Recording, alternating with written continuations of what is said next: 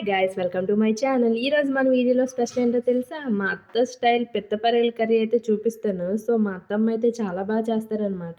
So, మా మామయ్య అయితే మా పొలంలోనే పట్టిసి తెచ్చారనమాట ఈ పిత్తపరుగులు.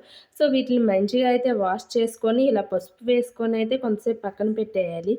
సో, మా అత్తమ్మ అయితే వంట అయితే స్టార్ట్ చేసేస్తున్నారు. ఫస్ట్ అయితే తాలింపు కోసం ఆనియన్స్, ఎండుమిర్చి, అల్లం వెల్లుల్లి, కొంచెం జీలకర్ర, అలాగే కరివేపాకు వేసుకొని మంచిగా అయితే ఫ్రై చేసుకోవాలి. ఇవి ఫ్రై అయ్యేలోగా అయితే చింతపండు పులుసు కోసం అని చెప్పి ఇలా చింతపండు అయితే నానబెట్టుకోవాలి.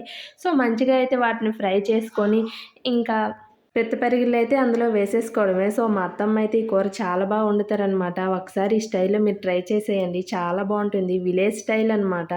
అసలది గంటిపెట్టి అయితే మరి కలపకూడదు. పెరుగులు వేసిన తర్వాత ఇలా ఉతికిల్లించుకోవడమే. ఆ పెరుగుల్లో అయితే కొంచెం ఉప్పు వేసుకోవాలి. పసుపు ఆల్రెడీ మనం వేసాం కాబట్టి వేయాల్సిన అవసరం లేదు. సో, వాటినైతే మంచిగా అయితే ఫ్రై అవ్వనివ్వాలి. గంటితో మాత్రం కలపకండి. ఇలా ఉతికిల్లించుకొనే ఫ్రై అవ్వనివ్వాలి. అవి కూడా మంచిగా ఫ్రై అయ్యాక కారం కూడా వేసుకోవాలి. సో, కారం కూడా వేసుకున్నాక చింతపండు పులుసునైతే వేసుకోవాలి. చింతపండు పులుసు వేసాకైతే గంటితో అయితే కలుపుకోవచ్చు. సో, అది బాగా మరిగాకైతే కొంచెం షుగర్ వేసుకోవాలి. ఇంకేముంది షుగర్ వేసాక కొంతసేపు మరిగితే చాలు మన పులుసైతే దగ్గర పడిపోతుంది. సో, పెరుగుల పులుసైతే రెడీ.